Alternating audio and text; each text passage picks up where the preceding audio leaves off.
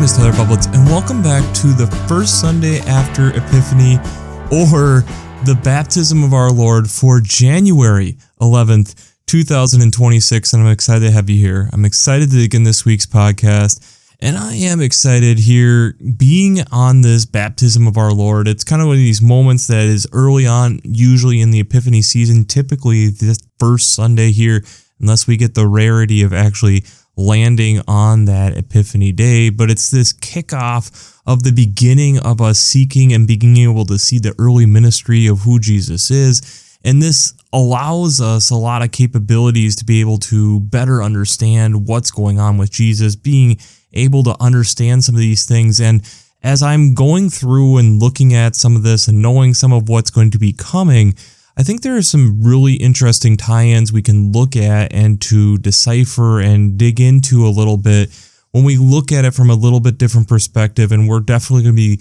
looking at that a little bit this week. But before we do that, we have to go back to last week's question, which was, where have you gone this week to seek the wisdom that God is trying to provide you, and what did you find?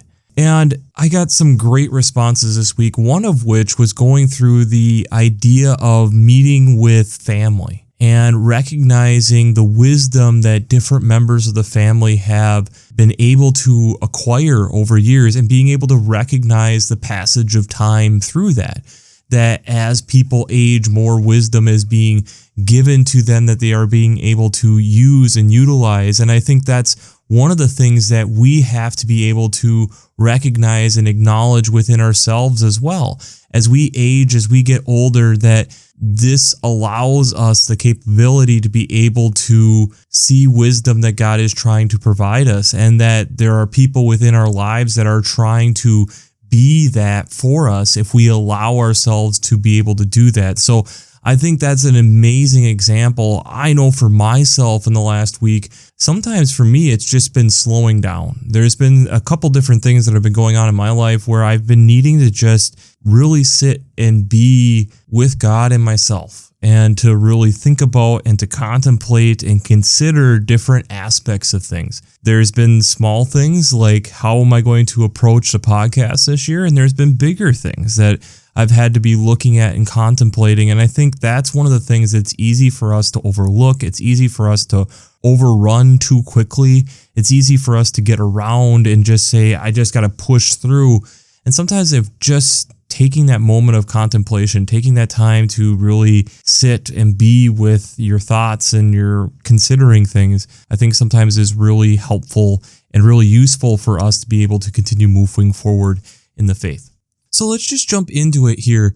The first reading this week is from Isaiah chapter 42, verses 1 to 9. Now, this is an interesting text in that there is a lot of discussion on this passage. It's one of the quote unquote servant passages. And it's this question on, is this forerunning and kind of giving us insight into God's plan of Jesus, or is God talking about the servant being Israel in this case? But it's either way, I think it works really well. And it's recognizing that God is with us. And yes, recognizing that there are things that are difficult and that are hard, and that there's times where it just feels like Israel or Jesus is getting beaten up and bruised and battered, but yet God continues to be there and stretch out a hand and give support, and recognizing that God is going to rise up something much greater in the long run. That this is something that is worthy of being praised, is that God is worthy of being praised. And through all of it, no matter what, that God's going to continue to be there and is worthy of being praised, and recognizing that through this, through the hardships, through the difficulties, that God is going to continue to be there. The psalm that goes with that this week is Psalm 29, all 11 verses of it. And this is again kind of continuing this idea of giving praise to God, recognizing how God is over everything, recognizing in that God has all of this control, seeing the power of God. We're seeing him break the cedars. We're seeing him causing whirls and oaks, which then is more energy dense. It's a super powerful part of this, seeing the excitement of a young calf or a young wild ox being able to skip. But yet there is this really cool pause here at the end. Starting in verse 10, the Lord sits enthroned over all the flood. The Lord sits enthroned as king forever. May God give strength to his people. May God bless his people with peace. And it's also then this recognizing on all this power that God has done up above also gives us the ability to have peace in that because God is handling all that, we don't have to worry about all of that. And especially with us acknowledging and giving God glory, it's that process of God's got this stuff handled, so thus that is not on my plate, and I can have a peace about that. The epistle text or second reading this week is out of Acts chapter 10, verses 34 to 43. I would argue this week, and especially how I'm looking at things, I think this is a very important text that is worth spending some time looking at and contemplating. So this is now after Jesus' crucifixion, resurrection, and ascension.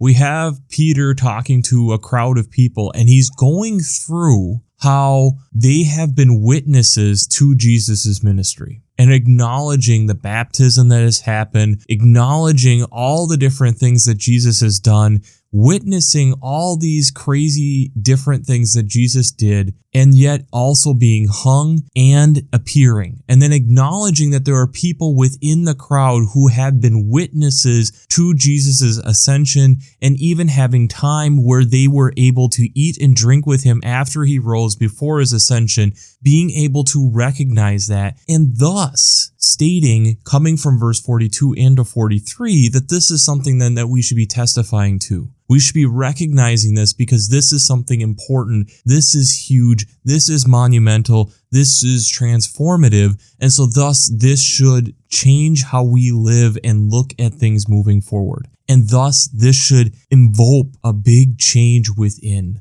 us. The gospel text this week is out of Matthew chapter 3, verses 13 to 17. This is about as straightforward as we can get, especially from Matthew, but it's here we go that Jesus from Galilee goes and ends up meeting John at the Jordan to be baptized by him. John hesitates by this and stating that I need to be baptized by you, but why do you come to me? Jesus responds with, let it be so now, for it is proper for us in this way to fulfill all righteousness. And so Jesus is baptized. There is this splitting of the heavens, the Spirit of God descending like a dove, and we get the voice of God. This is my Son, the beloved, with whom I am well pleased. And that is where we end the text this week. So we get just the baptism of Jesus, and we get a small interaction here, but it's also this recognition on the beginning of Jesus' ministry moving forward into a new direction. So before we jump into how faith and science come together this week, we'll do a shameless plugs for Working Preacher. If you haven't checked out Working Preacher, I'd highly recommend it. Between their Sermon Brainwaves podcasts, their commentaries, their discussions. Since I'm not an ordained minister, I use them on a weekly basis to help give me some ideas, directions, different ways to be looking at these texts. If you are looking for some different biblical scholars going through or having some new commentaries or ways to be looking at things, I'd highly recommend checking out Working Preacher, and there are vast, great resources that are over there, and so I'd highly recommend that. I'd also highly recommend checking out the Revised Common Lectionary coming from Vanderbilt's Divinity Library. I really enjoy how they lay out the text week to week, but also having art, prayers, hymns, different daily scriptural texts to get you ready and involved into these texts is also another great resource that they have over there. If we are truly trying to be equipping within the church and looking at worship as, yes, both something of praise, but also of equipping, I would argue that then we need to make sure that worship is something that we are prepared for. So making sure that we have spent some of the time, do some of that prep work so it allows us to go that little bit deeper and pull just that little bit more out of those texts. So if you haven't checked out the Revised Common Lectionary coming from Vanderbilt's Divinity Library, I'd highly recommend checking that out as well. Finally, I'd also highly recommend checking out the Green Blades Preaching Roundtable and the Green Blades Rising publication. This is either a weekly reflection or a monthly newsletter going through a large, wide variety of ecological echoes, implications, and urgencies, going through a lot of different writers of these different homilies and commentaries to be thinking about with the weekly lectionary texts. I would also look at that there are some great different resources that are involved within the newsletter, being able to help you think from more of an ecological standpoint. If you enjoy this half-an-hour podcast each week and looking at it typically from more of a scientific lens and you're a little bit more ecologically slanted, I'd highly recommend checking out the Green Blades Preaching Roundtable and the Green Blades Rising publications. And that'll be the first link down in the references section in the show notes.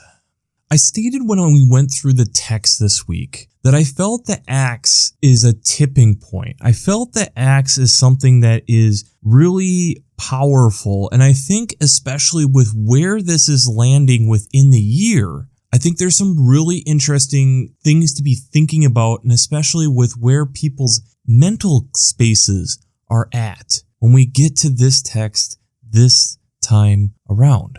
With it being the 11th day of 2026, there's a lot of times that New Year's resolutions have kind of started to dwindle. The people have these vast aspirations, these big goals that they want to obtain, and their determination and preparation and just their internal drive may be starting to fade a little bit.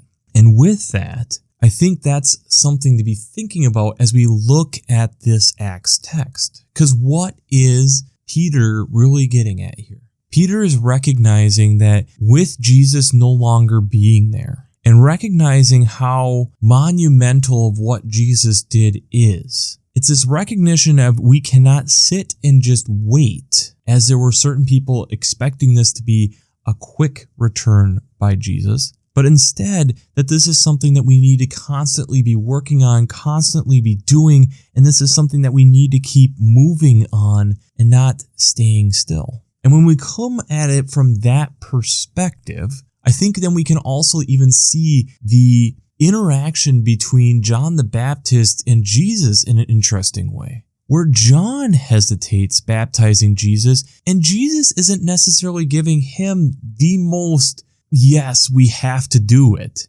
It's more of this is the way that it needs to be done, so just do it. So we get into this weird moment here where we see some human elements of resistance. We see these human elements of things like, is this really the way we should be handling this? We see question. And so for me, when I started thinking about this and trying to think like, what are things that spread? Because when we think about this and contemplate where we're at now versus when Peter was initially talking about this, it's quite the spread of how the Christian faith, as we would say it now, has spread since that moment. It got me thinking a little bit further and getting at what is Peter really trying to say? Why is Peter trying to say this? And it also got to the heart of something that Jesus and God put into the foundation of our world that is utilizing the Holy Spirit within Peter to help us acknowledge. And that to me is pretty fascinating. And in order for that to happen, we need to go back to Newtonian physics. So Newtonian physics is the idea that we're going back to Newton's laws of mechanics or Newton's laws of motion. And there are 3 laws. And we're going to start with law 2 and law 3 and then come back to law 1. So law 2 is at any instant of time, the net force or the amount of force on something on a body is equal to the body's acceleration multiplied by its mass or equal the rate at which the momentum is changing with time. Okay, we're not going to be dealing with that a ton. That's worth stating. Also, law 3. If 2 bodies exert force on each other, these forces have the same magnitude, but in the opposite directions. So essentially, when you have 2 things collide, then the force then is going the opposite way after they collide, just in the same amount of force, just in the opposite directions as stating. These laws are not nearly as well known as the first law, which is a body at rest or a body in motion at a constant speed or in a straight line unless it's acted upon by a force, aka a body at rest stays at rest. A body in motion stays in motion unless acted upon by an external force. And we see this in space as a great example. where we see the spacemen as they are tied down to the International Space Station or wherever they're working, that they have to be tied down. Otherwise, they can jump and just continue to slowly drift off. That there is nothing holding them. There isn't the same gravitational force on the moon or out in space in general. So thus they just keep moving in the direction that they were going. But why is this so important? What are we talking about here when we are literally looking at Newtonian physics, the basic laws of motion? And granted, these are some of the few laws in science, and we've talked about that these are extensively tested and have become the bedrock of how we understand things to work. That they've gone through enough testing that we can say these are laws on how our world works. And if these change, everything on how we understand things would have to change. And when we think about this within our own life, the forces that slow things down here on Earth is gravity. The gravity is a pull, and it prevents things from just going on forever in one direction or another. So as we are then thinking about this and contemplating this and going through this, then it's going back to what Peter had been talking about. Peter is talking about this idea of how there has been so much that has happened. There is so much that we have seen. There is so much that we then need to make sure that we keep talking about this. Because it is easy for us to get complacent. It is easy for us to say it's not important. It's easy for them at this moment. We're just going to wait for the time to come when Jesus is going to take us home. Great. But that's not what we are called into doing. We are called to talk and to testify about this and recognize how God has done these remarkable, amazing things. We must stay in motion. What we are acknowledging then with that is that part of what we are seeing then in the Matthew text is a recognition of Jesus getting that motion and kicking it into a new gear. God has been with his people, and we see that promise in both the Psalm and in Isaiah, that God has been with them and has been the driving force. Now this is changing. Now we are putting it into a human element. We are putting it into the human flesh, this drive. It's not something external. It's now internal, and it is physically in and amongst us, around us, that we can see consistently in Jesus. This interaction with John is the kickoff of getting that motion going in Jesus' whole ministry. Peter then is acknowledging in Acts that this is something then that we shouldn't stop. This is something that we need to continue to do. We need to keep going with it. I know I talked about a little bit last year that I did some training and I ran a half marathon with my wife, and that was a crazy story in and of itself with multiple things that happened. But one of the things, if you talk to distance runners, and I would barely consider myself a distance runner having done one half marathon, but when you listen to especially people who are doing marathons or ultra marathons or Ironmans, they talk about that there are times that you have to, quote unquote, go to this place that you didn't know that you had. You have to go to places within yourself that you didn't know were there in order for you to keep going. And I know the little bits and pieces as I was dealing with some injuries, as I was dealing with weird things that happened in the final months of training, I can understand that. Even on a long run, just the mental grind of where you start feeling your body is tired. You start feeling that there's certain things where I understand that this is a training run, but this muscle isn't fully ready yet. And recognizing when is it okay to let your body, yep, it's a training run and I'm just going to let this happen. And when is there times where, no, that isn't a big thing and I just need to push through. But I will tell you, having done distance running, it is a heck of a lot easier to keep whatever that momentum is, even if it's at an incredibly slow pace, than the process of now I'm walking. There is something there that it takes an additional drive to click into your mind to say, no, I'm going to keep going. Or if you're walking, to get back into that running mode, because it's a heck of a lot easier to just stay walking. And walking isn't that far from just stopping. It's a heck of a lot easier.